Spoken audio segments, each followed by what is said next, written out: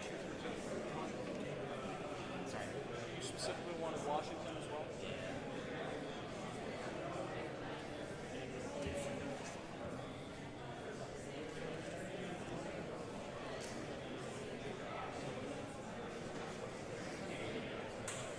Not anything in particular today. Mostly about that. The worst possible. Just texted it out.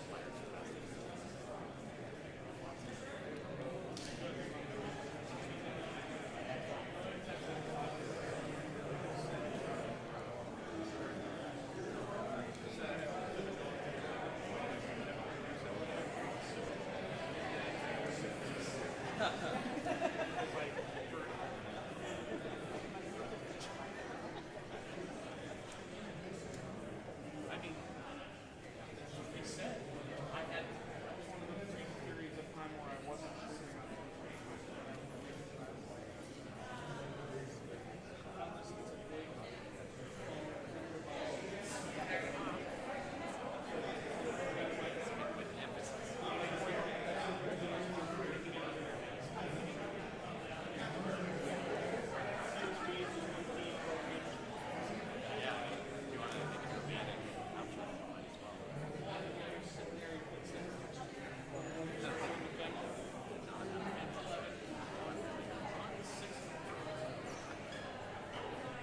She's the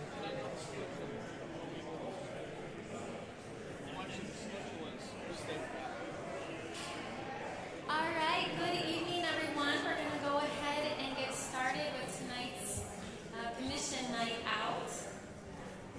We have a couple of commissions who are still on their way, but since we have a quorum, we'll go ahead and get started. Stay true to the time that we posted.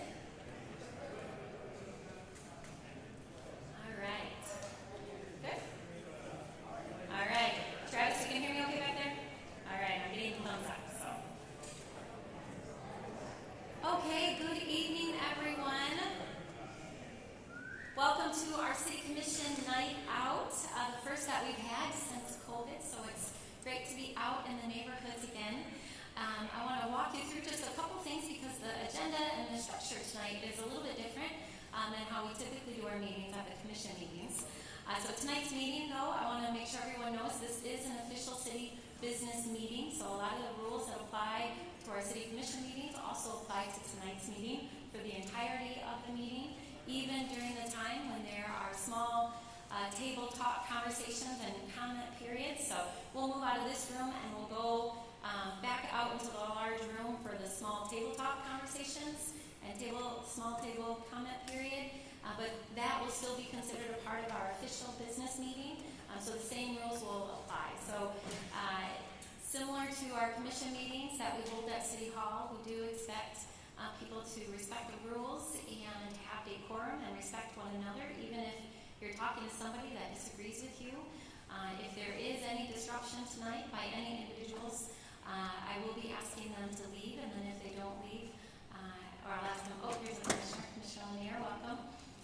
So we'll ask people not to be disruptive, but really to listen and respect one another and to allow this space to be a space where we can have respectful, open conversations.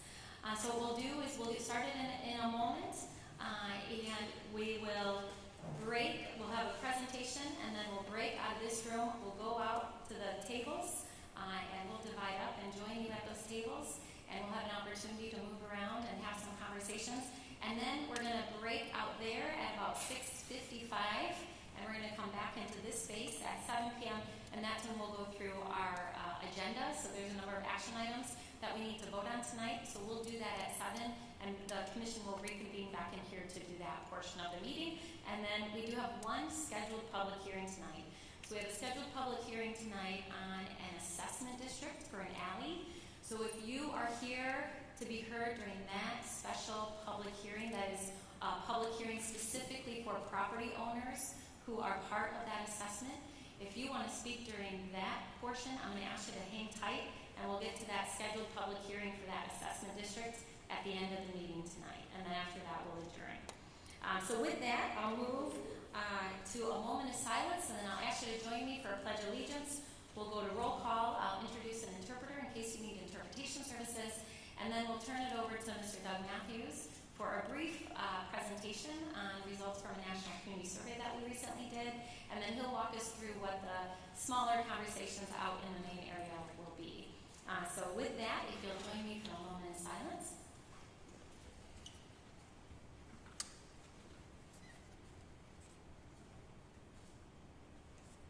Thank you.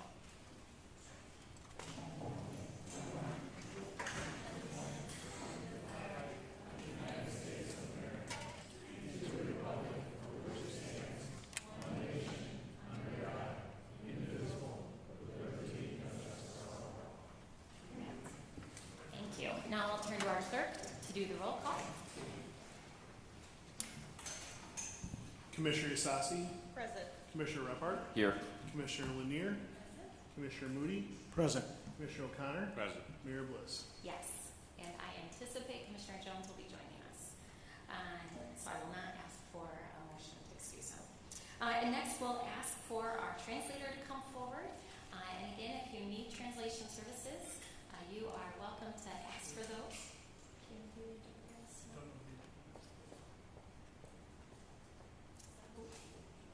Is somebody in? Interpret? Are you there?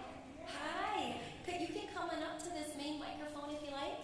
Sorry, our structure tonight is a little bit different, so I apologize if we didn't let you know where you could come up. But thank you for being here. And yeah, you can absolutely.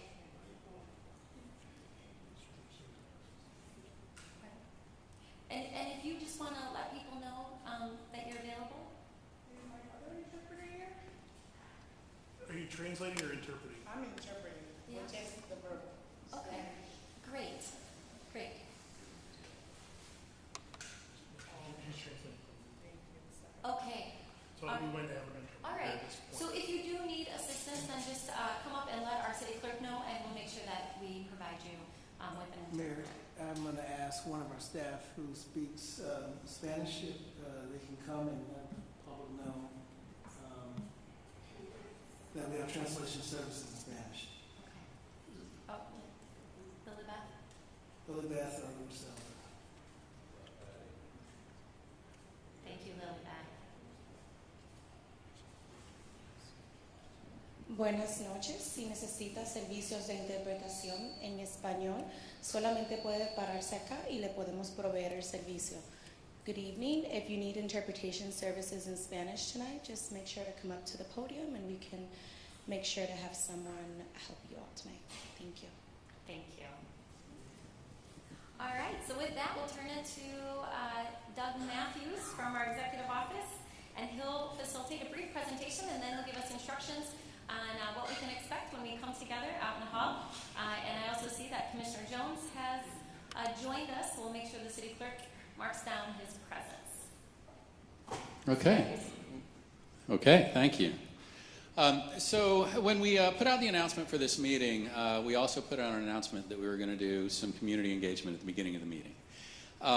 When we first did our community survey back in 2019, following that, we had made a commitment that we were going to do more work in the wards to learn a little bit more about what that data that we got meant. And then, of course, spring of 2020 happened, and that kind of changed our strategy. So it's nice to be able to get back to what it was that we originally intended to do.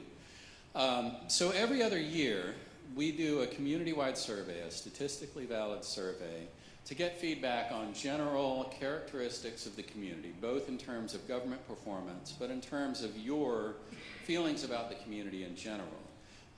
And that's what we're going to be talking about a little bit more in depth today. But before we do that, I did want to mention that we've got a couple of other engagement activities either going on right now or that are planned for the near future.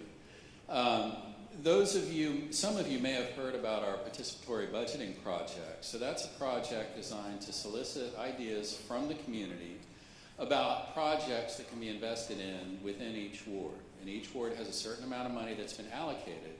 They're resident-generated ideas. We have a resident steering committee.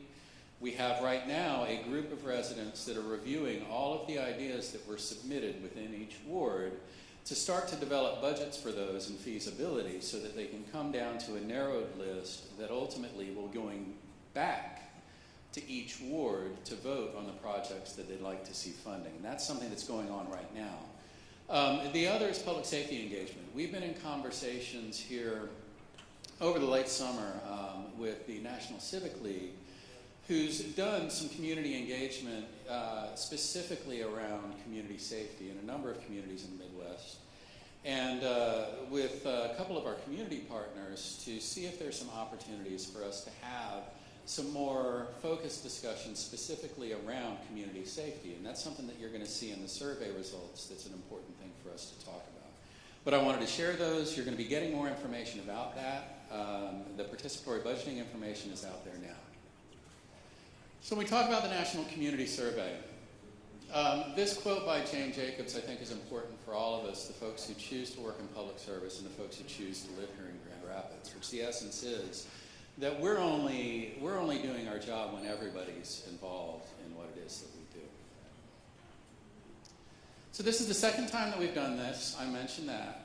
We had a sample of just over 5,700 households that we surveyed and 750 return surveys. That's a plus or minus 4% margin of error. The reason that we do this survey is it gives us benchmark results for all of these communities. One of the challenges when you do a community survey is you might get numbers back, but sometimes you get numbers back and it's like, okay, well, how does that compare to governments in general?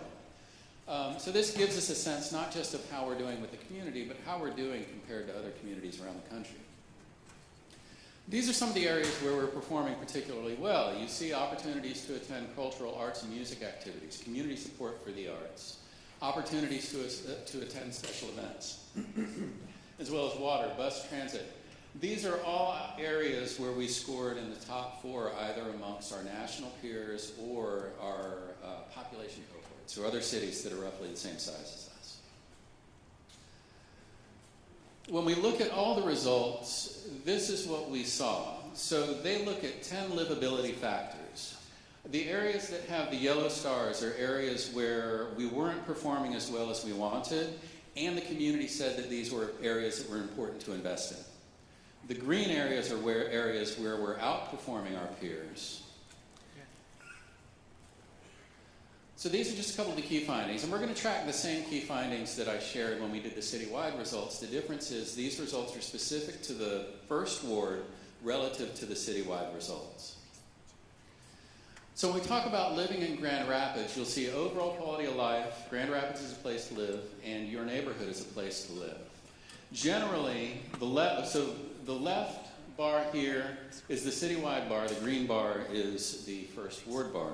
You see that each one of those, the rankings were fairly similar between the citywide rankings and ward rankings. The second area is we look at safety. And safety is an area where we know we need to continue to focus and improve.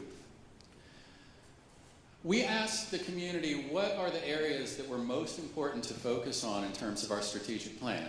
So these are our strategic plan areas. Right up here at the top, you'll see the biggest combination bar here between the brown and the blue is on safe community. That was the number one thing that the community said we ought to be focusing on in the strategic plan.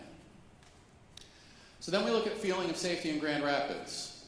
Again, left side is citywide, right side is Ward 1. Everything tracks pretty similarly. We do have, and this is something that I pointed out when we gave the prior presentation, when you look at downtown at night and you look at overall, those are areas that were performing below the national benchmarks. When we look at safety services, so these are the services that the city actually provides, you'll see here with police, 57% citywide, that number was actually a little bit higher in the first ward. The same thing when you look at the ambulance and EMS services and emergency preparedness.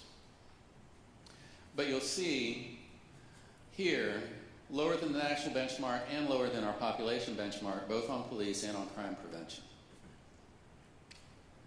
Then we looked at interaction with the justice system. So we asked folks, had you had interaction with the justice system, that's police courts, over the past year, yes or no? And then, were you treated with fairness and respect?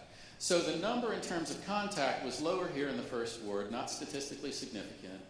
But the number here, treated with fairness and respect, was 77% citywide, 78% in the first ward. The third one here is the economy. We looked at a number of factors here. This is one of the areas where folks felt like the city was performing pretty well. And when I say the city, I'm not saying the city as an organization. I'm saying the city as a community. You see downtown vibrancy was higher than both national and population benchmarks, as well as employment opportunities here in the city. But the numbers track pretty closely between the first ward and citywide. The next one has to do with inclusivity. And this was a new measure that they put into the survey this year that we felt was important. Are we a welcoming city? And this is an area where we've got room to improve. When we see the opinion about attracting people from diverse backgrounds, a statistically notable higher number in the first ward than citywide. The same with valuing and respecting residents from diverse backgrounds. When we asked about taking care of vulnerable residents, notably lower in the first ward than citywide. And then again, higher on making all residents feel welcome, first ward relative to the rest of the city. But when you look at the benchmarks, you'll see the purple diamonds here are lower than the population benchmarks. The blue is lower than the national benchmark. So again, an area that we want to focus some attention on. Then the last one here is utilities and infrastructure. It's an area that folks said that they really wanted to prioritize. Again, these numbers track pretty closely. We've got refuse collection, drinking water, street repair, snow removal, ease of public parking. Public parking ranked lower in the first ward than it did citywide. And street repair was an area that was below both the national and the population benchmarks. So I put this note in here because I think it's important. We're all finally, we're back in the same room, being able to look at each other and talk to each other, which is exciting. But one of the things that we saw in the survey, these are all decreases from the 2019 survey. 7% decrease in contacting elected officials, 8% decrease in attending a local public meeting, 13% decrease volunteering time to a group or an activity in your community, 9% decrease in campaigning for a candidate. And that, I believe, is a little bit of a hangover from everything that we've been through over the last 2 years. And we're looking to start to turn that around by having events like this. So what we're doing today, we're going to be coloring in the detail from the survey. We don't expect that this is going to give us all the answers, but this gives us the first opportunity to talk with people that live in the ward and say, here's the numbers that we got from this big survey. What does that mean to you personally, in your neighborhood, in your home, in your community? And that will give us more information that we can continue forward as we start to think about and plan for the budget and future engagements. So you're going to have 4 groups to choose from, and you saw the signs out there. You've got community safety. That covers 2 livability factors: overall feeling of safety, resident connection, engagement with the community. The second one is quality of life. There's 4 factors covered there: natural environment, parks and recreation, health and wellness, education, culture, and the arts. Then you have economic opportunity. It's overall economic health, as well as design and layout of our residential and commercial areas. For the purposes of the survey, that actually includes housing as well. So anybody that has a particular interest in that, that's an opportunity to talk with folks about it. And then the last one is infrastructure, which is transportation and utility infrastructure. So we're going to have 2 roughly 25-minute sessions. After 25 minutes, if you want to stay where you're at, you're more than welcome to stay where you're at. If you want to move to one of these other factors, you can move to one of these other factors.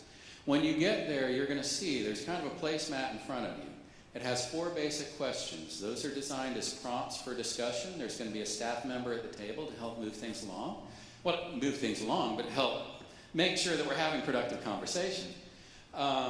We also, on the right-hand side of that placemat, we included the numbers that were associated with that livability factor, just for your reference. This is an example of that. The last thing I want to point out is up here in the right-hand side, we wanted to provide you with the actual numbers.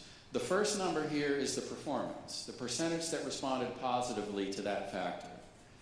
The second one is the importance. That's how important folks felt that we continue to invest in the next 2 years in that particular area. So just a couple of things. We want to make sure that this is a safe space. You're allowed to have differences of opinion. You're allowed to have different ideas. The idea is to open up, talk about those, provide constructive feedback where you can, make sure that you're respectful of the other voices at the table, and understand that the staff that's at the table is there to facilitate that conversation, provide some organizational perspective where possible, but we want to make sure that everybody has an opportunity and a voice. So we want to make sure that we don't get into direct debates or demands for commitments from the staff that's at the table, because some of these staff that are at the table may not even be prepared to make a commitment in the area that you're asking them about. But what I can tell you is everything that you provide to us and everything that you write down on those sheets, there's a box at the door. We want to make sure that you drop those off, because our commitment is we're going to compile all that information and we're going to post it back out so that you all can see it, you all can verify that we received the messages that you gave us tonight. So with that, we're ready to get started. You'll see there's 4 public safety tables out there. We've got 3 economic opportunity tables. We've got 3 quality of life tables, and we have 2 tables focused on infrastructure. You're welcome to choose whatever it is that you like. The staff is already out there waiting for you. We'll get started with our first 25-minute session. If you haven't had an opportunity to grab some food, you can do that. Bring it to the table with you. After 25 minutes, we'll do the do-si-do, and we'll have another session, and then we'll come back in here and we'll wrap up the meeting. Appreciate it.